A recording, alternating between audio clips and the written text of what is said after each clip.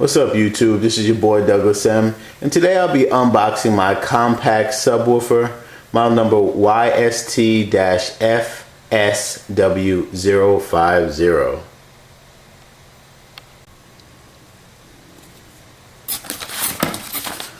Of course, we got the manual.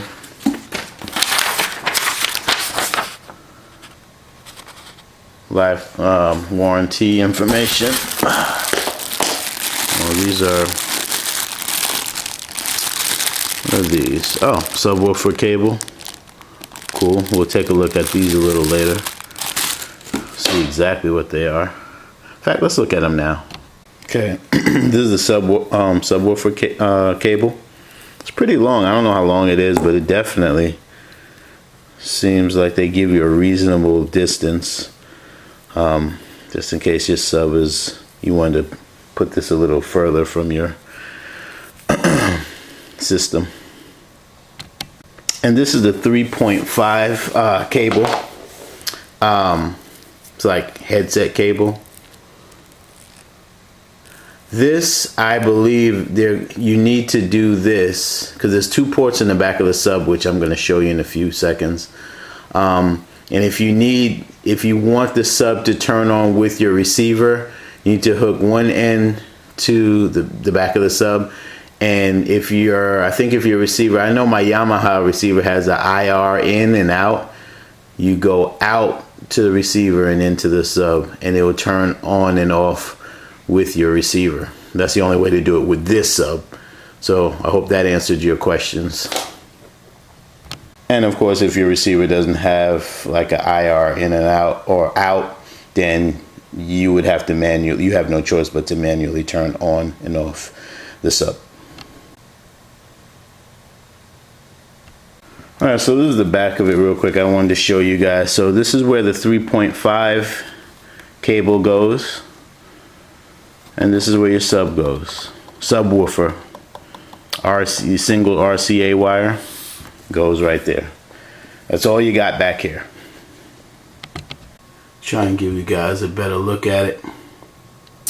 But there it is, guys, the front of it. First button there is your power on and off, and to the right is the volume. It goes from 0 to 10. Let's see if I can zoom in a little maybe.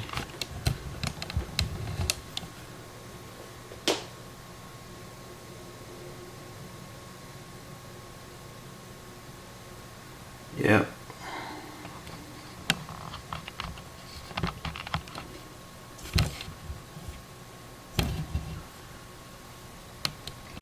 That's the bottom of it, guys. If you want to see.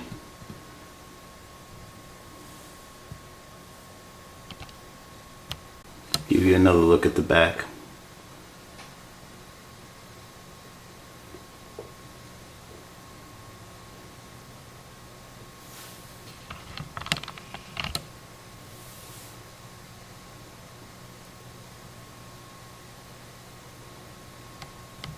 That pretty much concludes the video, but I think I'm going to go into a little bit of overtime, so hold on, bear with me 1 second.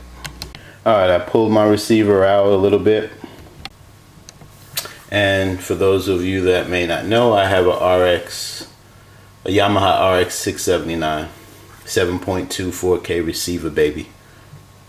I'm going to try and show you.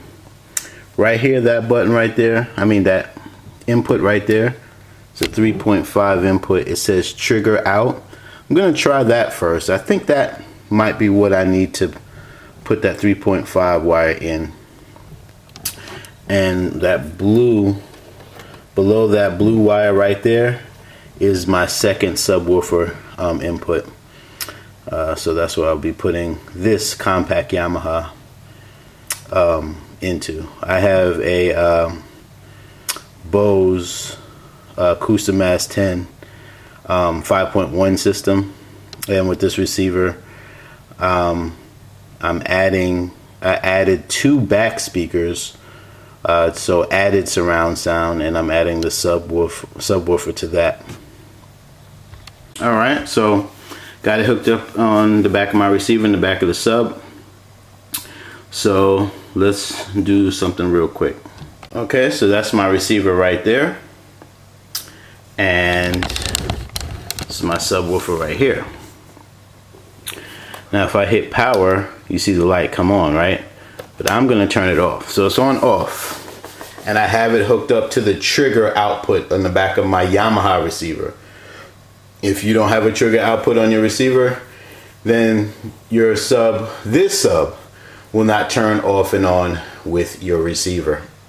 Now, don't worry. I mean, there's other subs that turn on and off with your receiver without using a 3.5, just using your regular wire. But this is not one of them. So I'm just trying to show you the way to do it with it. Anyway, so this is my remote, right? So I'm going to do it right in front of you. Orange is the power. Power. See that?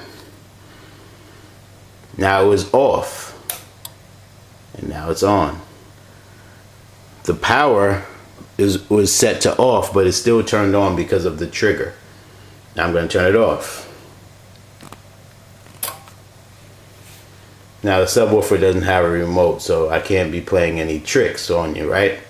So that's proof that you can turn on and off this sub with a Yamaha, well, with some Yamaha receivers, maybe the high-end ones, I don't know. I don't have all of the Yamaha receivers. All I know is I have an RX679. So I'm gonna do another thing for you before I go. I'm gonna go ahead and take off the 3.5 plug, which is the trigger to the power. And let's see what happens when I hit power now. Nothing. And the subwoofer wire is still hooked in. So that's that. Now I am going to do a review on the subwoofer and how it sounds. That's my next video. And also I will answer, I don't know the answer now, and I'm not even going to look into the answer now, but I will find out the answer on my next review. Does this play the subwoofer bass even if zone 2 is not on? That's my next question. But we'll find that out in the next video. But anyway, hit like if you like it. Remember to subscribe. If anything, thanks for even just looking at my video. Oh, also, let me show you one other thing. So these are my Bose speakers right there, regular. This is my 5.1 Bose, right? And that's my living room. And this is my dining room area. But guys, I don't have much of a dining room area.